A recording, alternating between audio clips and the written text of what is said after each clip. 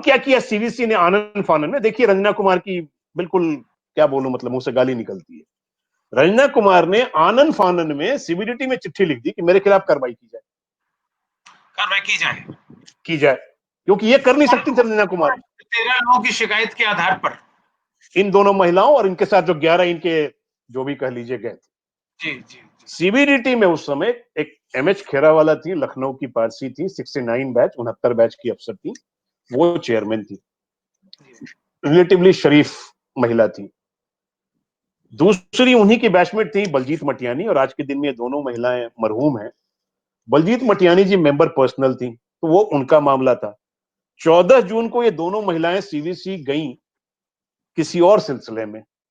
वहां रंजना कुमार पूछ रही है कि एसके श्रीवास्तव के खिलाफ अभी तक एक्शन क्यों नहीं हुआ, वो इन दोनों महिलाओं का रेप कर रहा है। तब बलजीत मटियानी ने पूछा कि आपको कैसे पता और आपको क्या लेना देना है। जो कहने नहीं, वो हमारे पास आई थी शिकायत लगाने, तो इन्होंने कहा जी हमारे बिना परमिशन के आपके पास कैसे आ गई ये दोनों।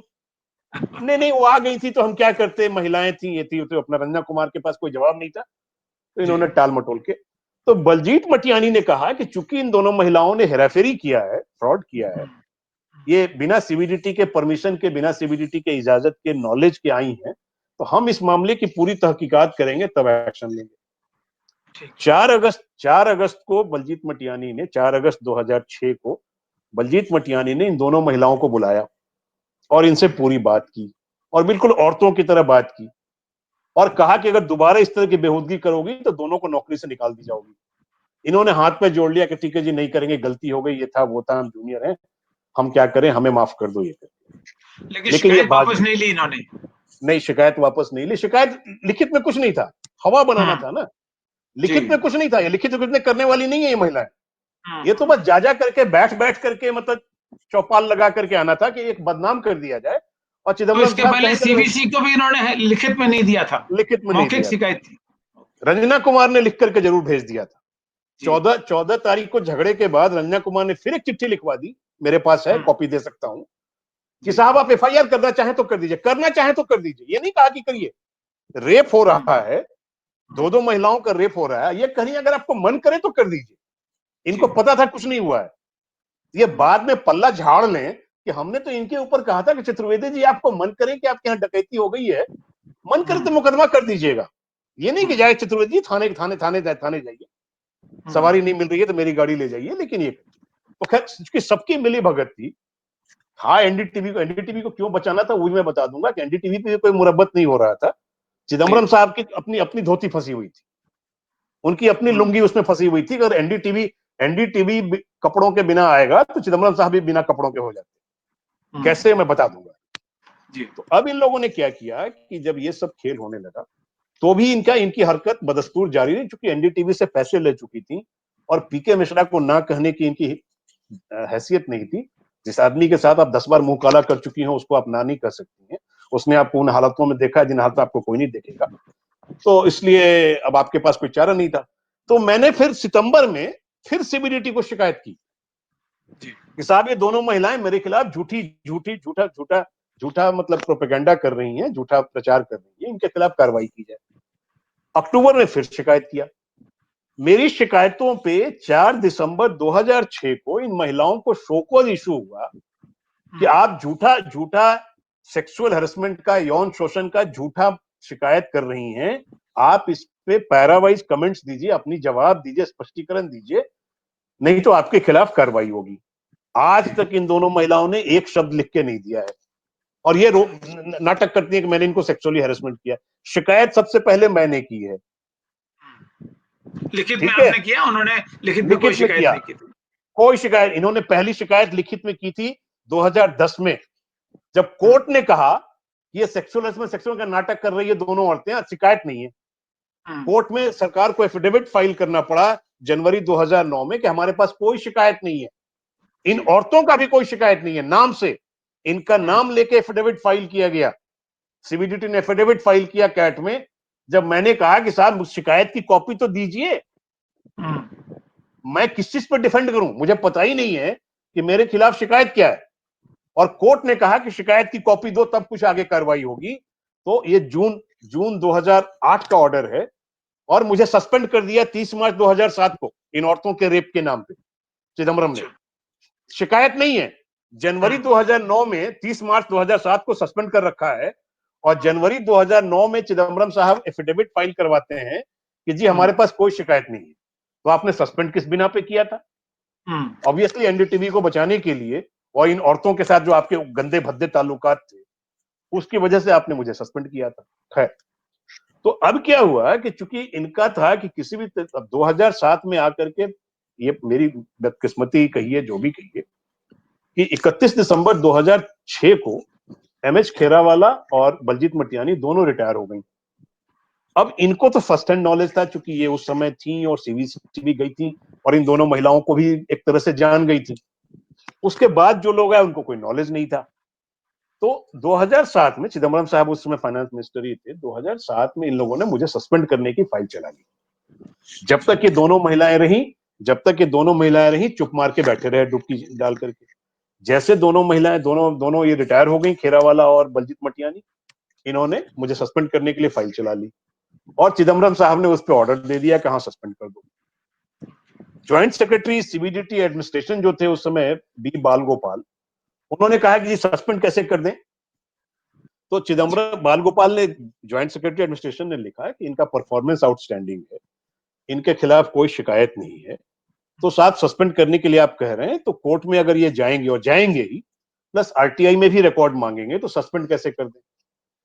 तो चिदम्बरम साहब ने बालगोपाल को धमकाया कि तुम तमिलनाडु के आदमी हो, तुम मेरा बात मानने के बजाय, और ये सब नाटक फाटक करके इनको क्या हुआ कि 30 मार्च 2007 को यूपीएससी में डीपीसी हुई जिसमें मुझे कमिश्नर बनना था। इन लोगों को लगा कि अगर कमिश्नर बन गया तो और मरेंगे, तो इन्होंने 30 मार्च की शाम को रात में 9 बजे डीपीसी होने के बाद मुझे सस्पेंड कर दिया।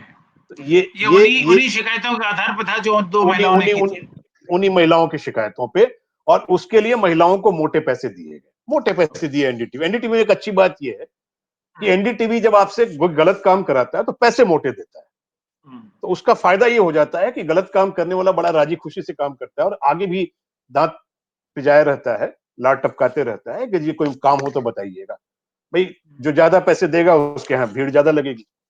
तो सस्पेंड करने के बाद चूंकि इन लोगों ने मुझे गलत सस्पेंड किया था, तो मैंने लड़ना शुरू किया कि मुझे कैसे आप सस्पेंड कर सकते हैं और आपने किस ग्राउंड पे किया। मैं कोर्ट में गया, इनके बारे में भी इकट्ठा करना शुरू किया, इन महिलाओं की हरकतों के बारे में भी इकट्ठा करना शुरू किया। पीके मिश्रा तो अब क्या बोले, मतलब जीबी रोड के दल्ला है वो, तो पीके मिश्रा के बारे में भी इकट्ठा करना शुरू किया। उसी में मुझे डॉक्यूमेंट्स मिले, दस्तावेज मिलने शुरू हुए कि साहब नवंबर 2005 में ये महिलाएं नाम बदल के पीके मिश्रा के साथ बैंगलोर गईं, नाम बदल के होटलों में रहीं, वहां पीके मिश्रा की बीवी बन के रहती रहीं। अब कमरे में क्या हुआ वो जाने, कमरे के अंदर तो मैं था नहीं, तो इसलिए, लेकिन कमरे तक का रिकॉर्ड है मेरे पास कि सुमना सेन और पीके मिश्रा एक साथ एक कमरे में 4 रात रहे। कमरे में एक ही बेड है, एक डबल बेड है।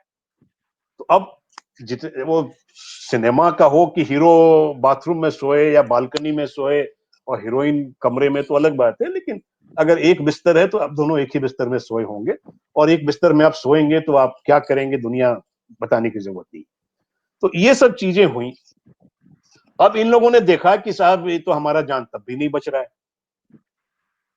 इस बीच में क्या हुआ कि मैं तो अपने यूनिट में कुछ कर रहा था, 2-3 अफसर और थे जो अलग अलग काम कर रहे थे, लेकिन उन्होंने भी एनडीटीवी की हरकतों को नोटिस करना शुरू किया। एक लड़का था रजनीश कुमार, वो इन्वेस्टिगेशन विंग में था, सर्च एंड सीजर में। उसको कहीं से खबर मिली कि मनी लॉन्ड्रिंग कर रहे हैं एनडीटीवी वाले, तो उसने इनको नोटिस समन इशू किया कि आप आके इसका सारा डिटेल दीजिए। उसको इन्होंने रातों रात वहां से निकलवा दिया, उस लड़के को इन्होंने रातों रात वहां से ट्रांसफर करा दिया। लेकिन तब तक उस लड़के ने ये किया था कि फाइल पे उसने सारा लिख दिया था, रिकॉर्ड में आ गया था, रिकॉर्ड पे आ गया था। तो फाइल का ये कुछ नहीं कर पाए। उस फाइल की भी कॉपी अपने पास है, मेरे पास है, मैंने बाद में लड़ करके इनसे लिया। एक और लड़का था आशीष अब्रोल, जिसने नीरज आडिया का फोन टैप किया था, जिसकी वजह से पूरा 2G स्कैम बाहर हुआ। वो एक्चुअली नीरज आडिया का फोन नहीं टैप कर रहा था, वो एनडीटीवी का फोन टैप कर रहा था, लॉफुली कर रहा था, उसमें कोई इलीगल काम नहीं था। एनडीटीवी में उसको मना कर दिया गया कि एनडीटीवी में आप कोई एक्शन नहीं लेंगे। मिलाप जैन उस समय डायरेक्टर जनरल थे, उन्होंने स्ट्रेट अवे इसको कहा कि एनडीटीवी जो है ब्राह्मण है, इसको कोई पाप नहीं, इसका कुछ नहीं, इसको आप हाथ नहीं लगाएंगे। तो अब उसको चूंकि करने नहीं दिया गया तो उसने मजे लेने के लिए नीरज आडिया के फोन सुनना शुरू कर दिया और उसमें ये पूरा 2G स्कैम बाहर हो गया। तो अब इन लोगों के साथ क्या प्रॉब्लम था कि अब ये तो उसको भी बाद में भगाया, उसको भी चार्जशीट दिया, उसको भी परेशान किया। तो जब ग्रेजुअली 2009 के आसपास मुझे इन दोनों लड़कों के बारे में पता चला तो मैंने इनसे फिर बात की। इनके पास जो था इन्होंने बताया, मेरे पास जा तो मैंने बताया। तब पूरी की पूरी पिक्चर साल 2009 के आसपास पूरी पिक्चर उभर के हम लोगों को क्लियर हो गई कि इन्होंने करीब करीब 5,000 करोड़ रुपए को लॉन्डर किया है। और उस अब समय 5,000 सस्पेंड चल रहे थे। बिल्कुल सस्पेंड चल रहे थे। और अब सस्पेंड का आलम ये सुन लीजिए कि मैं सस्पेंशन के अगेंस्ट कोर्ट गया, जीत गया। 2007 में ही जीत गया। जून 2007 में कोर्ट ने कहा सस्पेंशन गलत है। चिदम्बरम साहब ने कहा अच्छा ठीक है, गलत है, हम दोबारा कर देते हैं, दोबारा सस्पेंड कर दिया। मैं हाईकोर्ट गया, हाईकोर्ट ने कहा सस्पेंशन गलत है। इन्होंने कहा अच्छा ठीक है जी, 9 महीने का 9 महीना, मार्च 2009 में 9 महीने का पे इनको दे देते हैं, फिर दोबारा कर दिया सस्पेंड। फिर मैं कैट में गया। इस बार कैट ने इनकी अच्छी धुलाई की, चिदम्बरम साहब की, इनका लिख करके कि अपॉइंटिंग अथॉरिटी गलत कर रही है वो करके। तब तक मेरी किस्मत अच्छी थी कि 2009 में ये हटा दिए गए थे। 2008 अच्छा में संजय जी, ये 3 बार जो सस्पेंशन हुआ, तीनों बार एक ही आरोप में सस्पेंशन हुआ। एक ही आरोप तो बताते ही नहीं थे ना, दोबारा बस घसीट मारा। चिदम्बरम ने कहा कि क्या कर लेगा, कोर्ट ही तो जाएगा, लड़ता रहेगा, हम सुप्रीम कोर्ट तक लड़ेंगे जी। तो बात सही थी। अब कोर्ट में मैं अकेला अपनी जेब से पैसे खर्च करके, ये तो सरकार है जी। पब्लिक के खर्चे पे, टैक्स पेयर के खर्चे पे इनको मुकदमा लड़ना है। कोई 10 लाख ले ले, 20 लाख ले ले, इनको क्या फर्क पड़ता है, इनकी जेब से तो जाना नहीं है। मैं तो अपने हर पाई पाई जोड़ करके वकील को दे रहा था या मुकदमे पे खर्च कर रहा था। तो ये लोग करते रहे ये नाटक। तो अब प्रॉब्लम क्या हुआ कि फाइनली मई 2010 में कैट ने मेरा सस्पेंशन बड़े गंदे तरीके से स्ट्रिक्चर पास करके क्वैश कर दिया। प्रणब मुखर्जी ने कहा कि भाई वो चिदम्बरम साहब के खिलाफ कोई कुछ नहीं करेंगे, उनके प्रेडिसेसर है, जो ठीक भी बात है, लेकिन गलत ऑर्डर को आगे कंटेस्ट नहीं करेंगे। उन्होंने आगे जाने से मना कर दिया। इन लोगों ने फिर भी बाज नहीं आए। सीबीडीटी के अफसर फाइल डीओपीटी भेज दी। उन्होंने गालियां लिख के इनको वापस किया कि सस्पेंड क्यों किया था ये बताओ पहले, सस्पेंशन का केस कहां है। तो वहां से सटक आए। तीसरी बार लॉ मिनिस्ट्री भेज दी और साथ में सुमना सेन को भी भेज दिया कि लॉ मिनिस्ट्री वालों को समझा के आ जाओ। लॉ मिनिस्ट्री वालों को पढ़ के समझ नहीं आ रहा था तो सुमना सेन गई समझाने। पीके मल्होत्रा साहब एडिशनल सेक्रेटरी लॉ थे, उन्होंने सुमना सेन को भगाया और फाइल पे लॉ मिनिस्टर से लिखवा के भेजा कि इसको इंप्लीमेंट करो, पहले ही सरकार की बद हो चुकी है। ये देख लीजिए, बार बार चिदम्बरम साहब हर बार लात खा रहे हैं मुझसे कोर्ट में। तो जब ये सारा हो गया तो इन्होंने फाइनली जाकर के 13 अगस्त 2010 को मेरा सस्पेंशन रिकॉल किया। सस्पेंशन जो होता है एम्प्लॉयर्स के बीच में होता है। आपका मुलाजिम है, आपका उससे कोई शिकायत है, उसको आपसे कोई प्रॉब्लम है, आपने उसके खिलाफ कार्रवाई की, दूसरे मुलाजिम का उसमें कोई रोल नहीं होता है। लेकिन चूंकि एनडीटीवी की जान सूखी हुई थी कि सस्पेंशन वापस हो गया, सरकार में वापस आ गया, तो हम चिदम्बरम साहब की जान सूखी हुई थी कि हम टंग जाएंगे और चिदम्बरम साहब फाइनेंस मिनिस्टर थे नहीं। तो इन दोनों महिलाओं को और कहा गया कि हाईकोर्ट में जाके कहो कि जी इनको दोबारा सस्पेंड कर दीजिए। हाईकोर्ट ने फिर लात मार के इनको भगाया। 28 अप्रैल इनको लात मार के भगाया कि आपका कोई लेना देना नहीं है, भग जाओ यहां से। प्रदीप नंदराजोग ने उसके पहले ऑर्डर किया 7 अक्टूबर 2010 को ही इनकी रिट डिसमिस की। मुझे सिर्फ इतना कहा कि आपने जो इनके इनके प्राइवेट अफेयर्स जो आपने डिस्क्लोज कर रखे हैं उसको हटा दीजिए, क्योंकि आपका सस्पेंशन बिना उस डिस्क्लोजर के भी क्वैश हो सकता है।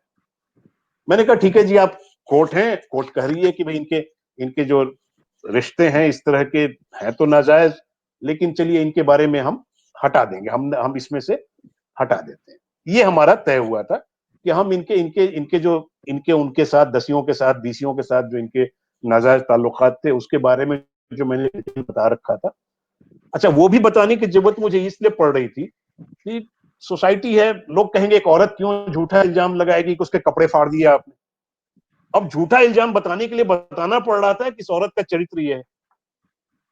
अब चरित्र बताने के लिए चरित्र के बारे में तो आप बताएंगे, तो मुझे बताना पड़ रहा था कि इनका इनका धंधा ऐसा है, ये पेशेवर हैं, इनका पेशा हो गया है कि पैसे लो और इस तरह की बेहूदगी करो, इसलिए बताना पड़ रहा था। खैर, तो ये सब होने के बाद अब इनके पास कोई चारा नहीं बचा। तब तक ये जनाब प्रकाश चंद्र जो थे, जिन्होंने सुमना सेन को एनडीटीवी का असेसमेंट करने दिया था, ये जानने के बावजूद कि सुमना सेन का हस्बैंड जो है वो एनडीटीवी में नौकरी कर रहा है, वो प्रकाश चंद्र 2 महीने के लिए सीबीडीटी के चेयरमैन बन गए थे, जून जुलाई 2011 में। उनको जैसे मौका लगा उन्होंने मुझे रांची पोस्ट कर दिया ताकि दिल्ली से दूर हो जाऊं। मैं रांची गया भी, कोशिश की, नहीं हो पाया तो गया। अब इन लोगों ने क्या किया, इनको डर ये हो गया, सडनली इनको पता चला कि मैं रांची में आज कमिश्नर हूं, रांची में कमिश्नर अपील था रांची में, तो मैं वहां से अपने ऑफिशियल कैपेसिटी में एनडीटीवी के खिलाफ वारंट इशू कर सकता था, सर्च वारंट। जब चिदम्बरम साहब को यह समझ में आया, हालांकि लॉयर हैं, सीनियर एडवोकेट हैं मद्रास हाईकोर्ट के, लेकिन लॉ थोड़ा कम जानते हैं, आप इनकी कोई कॉन्स्टिट्यूशनल बेंच में इनके कोई जजमेंट आपको नहीं मिलेगा। खैर, किसी ने बता दिया, इनको किसने बताया मैं जानता हूं, लेकिन जाने दीजिए, वो शरीफ आदमी। तो इन्होंने क्या किया, आनंद फानन में एक दूसरी साजिश कर ली। साजिश ये कर ली कि मुझे रांची से हटा करके पटना में ओएसडी बना दिया। ओएसडी का मतलब होता है, ऐसे तो कहते हैं officer on special duty, but उसका मतलब होता है officer in search of duty, कि सुबह आकर के खोज लीजिए, कुछ काम मिल जाए तो कर लीजिए, वरना चले जाइएगा। तो मैंने इनको कहा कि जब आपने मुझे साथ में कंपल्सरी वेट लगा दिया, कंपल्सरी वेट केवल दिल्ली में होगा, कहीं नहीं, ओएसडी तो कहीं भी हो सकता है, कंपल्सरी वेट दिल्ली में होगा। अब इनको डर ये हुआ कि कहीं दूसरा चीफ कमिश्नर मुझे कहीं पोस्टिंग ना दे दे, ये कहती कि मेरे पास आदमी नहीं है, एक आदमी को हम बैठा के तनख्वाह दें और उधर हमारा काम सफर कर रहा है तो हम काम कराएंगे। बिल्कुल सही बात थी, बिहार में अफसर कम जाते हैं। तो इन्होंने कहा कंपल्सरी वेट में फिर यहाँ दिल्ली से पोस्टिंग होती। तो मैंने फिर इनको कहा कि चूंकि आप कंपल्सरी वेट कह रहे हैं, तो मैं डीओपीटी में रिपोर्ट करूंगा। मैं गया भी डीओपीटी, तो डीओपीटी में पर्सनल सेक्रेटरी ने कहा कि भैया पता नहीं तुम्हारे यहाँ क्या हो रहा है, तुम लोग जानो, अपना नाम और टेलीफोन नंबर छोड़ दो, मुझे जरूरत होगी तो बुला लेंगे, वरना मुझे परेशान मत करो। मैंने कहा कोई बात नहीं जी, मुझे कंपल्सरी वेट कहा गया तो मैं आपके पास आ गया, क्योंकि कंपल्सरी वेट आप ही के पास होता है। अब इन्होंने मुझे सैलरी बंद कर दी। जब सस्पेंड किया था तब भी चिदम्बरम ने मुझे सब्सिस्टेंस अलाउंस नहीं दिया था। चिदम्बरम साहब को यह तो पता था कि आज फाइनेंस मिनिस्टर उनको सस्पेंड करने का पावर है, लेकिन चिदम्बरम साहब ये भूल गए कि आज फाइनेंस मिनिस्टर मुझे सस्पेंड करेंगे तो उनका ऑब्लिगेशन है कि वो मुझे सब्सिस्टेंस अलाउंस दें। सरकार जिसको फांसी की सजा देती है, रोटी उसका भी बंद नहीं किया जाता है जी। यहां पे चिदम्बरम साहब ने मुझे सस्पेंड किया और साथ में ये नहीं पूछा कि सब्सिस्टेंस अलाउंस क्यों नहीं दे रहे हो। मुझे कोर्ट से लड़ने के बाद 1 साल बाद सब्सिस्टेंस अलाउंस मिला, कोर्ट से लड़के। जब मुझे इन्होंने कंपल्सरी वेट पे रखा, मेरी सैलरी फिर बंद कर दी, मुझे फिर कोर्ट जाना पड़ा और कोर्ट से लड़के मैं जीता और वो पैसा मुझे 12% ब्याज के साथ मिला। पहले कोर्ट से जीतने के बाद इन्होंने नहीं दिया, सरकार चली गई हाईकोर्ट, हाईकोर्ट ने इनको डांट लगाई, तब हाईकोर्ट में जूते खा करके इन्होंने मुझे पैसे दिए। वो हाईकोर्ट में मुकदमा अभी भी पेंडिंग है, वही पैसा मेरे बैंक अकाउंट में था जो ये शोर मचा रहे थे कि 1 करोड़ रुपया 1 करोड़ रुपया। वो 1 करोड़ रुपया इसलिए खर्च नहीं कर रहा था मैं कि अगर मैं हाईकोर्ट में हार गया तो सरकार को वापस देना पड़ेगा, कहां से दूंगा, खर्च कर दूंगा। तो मेरे वकील साहब ने कहा, एसके गुप्ता साहब मेरे वकील, उन्होंने कहा कि खर्च मत करना, इसको एज इट इज रहने दो, हाईकोर्ट से जीत जाना तब खर्च करना। ये तो फ्रॉड इनका था। छोटा सा जो कदम आपने एनडीटीवी के खिलाफ उठाया था, उसको लेके वर्षों तक आप उनकी आंखों में खटकते रहे, मंत्री जी की आंखों में खटकते रहे और लगातार आपको निशाना बनाया जाता रहा। जी देखिए, छोटा सा तो आपने कहा, बात छोटी सी नहीं थी, प्रणव राय के पूरे वजूद का था, एनडीटीवी के पूरे वजूद का था, चिदम्बरम साहब के पूरे वजूद का था। एनडीटीवी कर क्या रही थी आप ये देख लीजिए। गोधरा कांड हुआ, आप सभी को मालूम है, बताने की जरूरत नहीं है। 60 आदमी जल के मर गए, मरे कैसे सभी को मालूम है। आप जब रेल की गाड़ी में सफर करेंगे, अगर आपने ध्यान नहीं दिया हो तो अगली बार जब कभी मौका लगे तो देखेंगे कि जो दरवाजा होता है उसमें बाहर से भी नीचे से ताला लगाने का प्रोविजन होता है। गाड़ी जब यार्ड में चली जाती है तो रेलवे का स्टाफ उसको बाहर से नीचे दोनों को मिला करके ताला बंद कर देता है। वो ताला बिल्कुल नीचे होता है, जमीन से सटा हुआ। तो गोधरा में जो हुआ था, गोधरा कांड में जब गाड़ी वहां रुकी हुई थी आउटर सिग्नल पे, तो इन लोगों ने बाहर से उस स्लीपर बोगी में बाहर के से चारों दरवाजों पे बाहर से ताला बंद कर दिया। अब रिजल्ट ये हुआ कि अंदर से आप निकल खोल नहीं सकते, ताला बाहर से बंद है। ताला आपके बाहर से है तो आप अंदर से तोड़ भी नहीं सकते हैं। और उस पे पेट्रोल छींट करके, केरोसिन छींट करके आग लगा दी। रेल की बोगी में जो होता है, प्रॉब्लम ये होता है कि अंदर प्लास्टिक पेंट किया होता है, वो हाईली इन्फ्लेमेबल है। जो सीटें होती हैं वो रेक्सिन की होती हैं, वो भी हाईली इन्फ्लेमेबल है। अगर उस पे किसी ने आग लगा दिया तो मिनटों में पूरी बोगी में आग फैल जाएगा। वही हुआ, उतने लोग जल के मर गए। अब 12 बजे के आसपास का ये वाकयात है। 12-1 बजे लोगों को पता चलना शुरू हुआ। 2 घंटे के अंदर एनडीटीवी पर राजदीप सरदेसाई ने यह कहना पढ़ना शुरू कर दिया कि यह हादसा है। इनको किसने बताया कि हादसा है? एनडीटीवी को कैसे पता चला कि हादसा है? तो एक सोची समझी साजिश के तहत इन लोगों ने, चूंकि उसमें मुसलमानों का नाम आ रहा था कि मुसलमानों ने ये किया है, तो इन्होंने तुरंत हादसा कहना शुरू कर दिया। एनडीटीवी इतनी हायतोबा मचाती है, मैंने पहले भी कहा है, आप भी कह रहा हूं कि 1984 के इंदिरा गांधी के मरने के बाद 1984 के सिख दंगों में 5-1 हजार सिख मारे गए थे। ये सरकार के आंकड़े। दिल्ली में हुआ, कानपुर में हुआ, बोकारो में हुआ, इन सारी जगहों पे सिख मारे गए। बड़े गंदे तरीके से, बड़े दयनीय और बड़ी यातना दे के मारा गया। उनके गले में टायर, जलता हुआ टायर बांध दिया उसके गया, सारे उनको प्रमाण मौजूद है, सब कुछ है। खंभों से बांध करके आग लगा दिया। ये सारी चीजें हुई। एनडीटीवी पे आज तक, आप याद कर लीजिए, आप पत्रकार हैं, एनडीटीवी पे कभी ने किसी ने एक आंसू बहाया हो उन सिखों? उनमें क्या कमी है? कमी ये है कि उनके नाम पे कोई पैसा नहीं देगा एनडीटीवी को। वो हिंदू माने जाते हैं, वो भारतीय माने जाते हैं। कहीं से पैसा नहीं आना है, कहीं से कहीं नंबर नहीं बनने हैं। तो एनडीटीवी का एक हमेशा लार्जर एजेंडा रहा। प्रणव राय जो है वो प्रणव राय नहीं है, प्रणव जेम्स रॉय है। ये बैप्टाइज कैथोलिक क्रिश्चियन है। जेम्स किसी को बताते नहीं है। इनकी चचेरी बहन है अरुंधति रॉय, और अरुंधति रॉय नहीं, अरुंधति सुजेन रॉय है। सुजेन वो बताती नहीं है।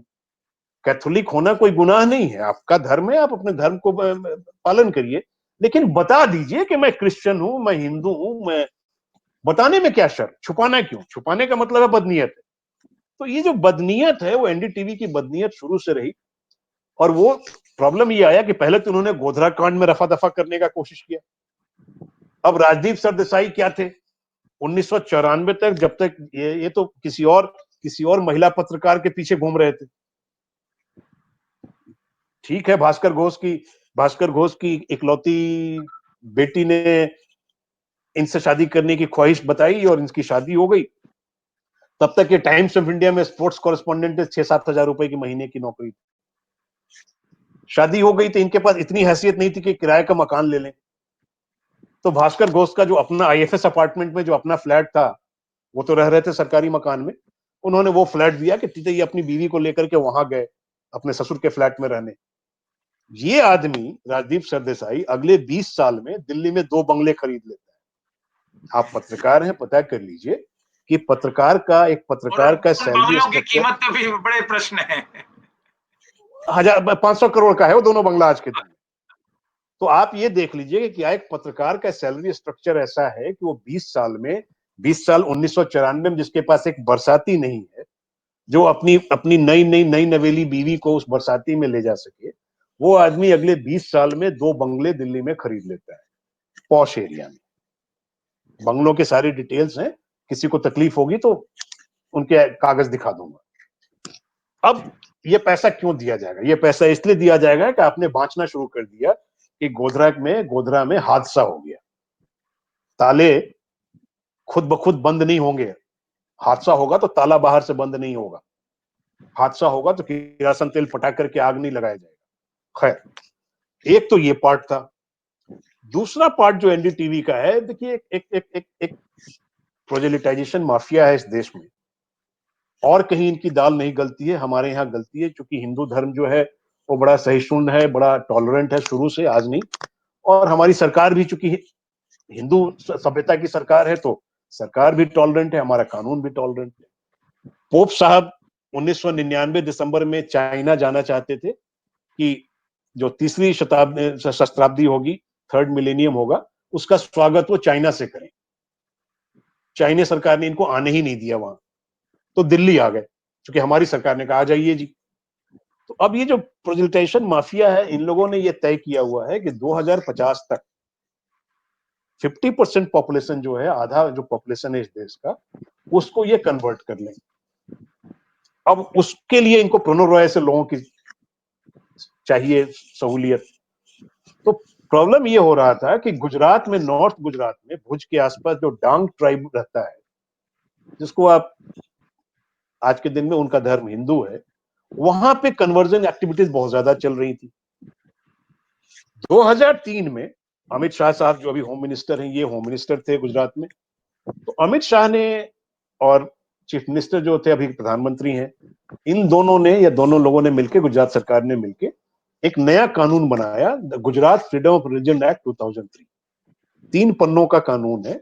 इसमें कहा गया कि एक धर्म से दूसरे धर्म में अगर आप किसी स्वार्थ से, किसी लेन देन की वजह से जाएंगे, तो उसमें क्रिमिनल ऑफेंस माना जाएगा, 3 साल की सजा दी जाएगी। और अगर किसी को धर्म परिवर्तन तो कलेक्टर को नोटिस दे, कलेक्टर तहकीकात करेगा, और अगर सब कुछ ठीक पाया जाएगा तो आपको करने देगा, नहीं तो नहीं करने देगा। इसका रिजल्ट ये हुआ कि कन्वर्जन बंद हो गया। अब कन्वर्जन बंद हो गया तो एनडीटीवी को जिम्मा दिया गया कि गुजरात सरकार के ऊपर जितनी गाली गलौज कर सकते हो करो। तो एनडीटीवी को जो पैसे दिए गए 5,000 करोड़, इसका एक हिस्सा इस गुजरात सरकार के खिलाफ गाली गलौज करने के लिए दिया गया था, कन्वर्जन लॉबी के कहने पे। इनको मुसलमानों से, प्रणव रॉय को कोई लेना देना नहीं। अगर आप बाइबल पढ़ें और कुरान पढ़ें दोनों मिला के, तो एक क्रिश्चियन को मुसलमान से प्रेम कैसे हो सकता है? कुरान में यह लिखा हुआ है कि जीसस भगवान के बेटा नहीं है। कुरान में यह लिखा हुआ है कि होली ट्रिनिटी बकवास है। कुरान में लिखा हुआ है कि पोप जो है वो पाखंड है। तो कोई भी क्रिश्चियन को मुसलमान से प्रेम नहीं हो सकता अगर वो सही क्रिश्चियन, क्योंकि पूरा धर्मी एक दूसरे को गलत बोलता है। और जो ईसाई है वो कहते हैं कि जो प्रॉफिट मोहम्मद हैं वो झूठे हैं, पाखंडी हैं। तो प्रणव रॉय को कहां से प्रेम हो गया, प्रणव जेम्स रॉय को? लेकिन इन्होंने यह मुद्दा इसलिए उठाया कि इस मुद्दे को उठा करके गुजरात की सरकार को बदनाम किया जा सके, हिंदुस्तान की सरकार को बदनाम किया जा सके। क्योंकि उस समय गुजरात में भी सरकार बीजेपी की थी और दिल्ली में भी सरकार बीजेपी की थी। उसके एवज में इनको पैसे दिए गए। जो बरमूडा आइलैंड से पैसे आ रहे हैं, बहामास से पैसे आ रहे हैं, नीदरलैंड से पैसे आ रहे हैं, वो कन्वर्जन लॉबी के पैसे हैं। दूसरी तरफ जो चिदम्बरम साहब इधर उधर से पैसे ले रहे थे, उनके बिहाफ पे भी एनडीटीवी पैसे लेना शुरू कर दिया था। वो पैसा भी आ रहा था। पैसा तो आ जाता, देखिए पैसा आ गया, आपको हवाला से पैसा आ गया, हवाला से बाहर भी चला जाएगा।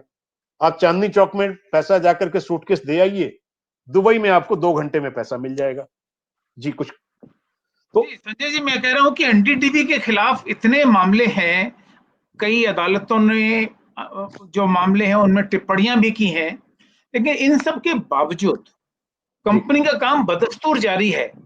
उनके काम में कोई कमी नहीं आई है, कोई बाधा उत्पन्न नहीं हुई है। और उल्टे जो लोग उस कंपनी के गैर कानूनी या काले कारनामों को उजागर करते हैं, आप जैसे लोग, उनके खिलाफ षड्यंत्र हो जाते हैं, उनके खिलाफ आरोप मढ़े जाते हैं, और आपके तो बर्खास्तगी भी इसी के कारण हो गई।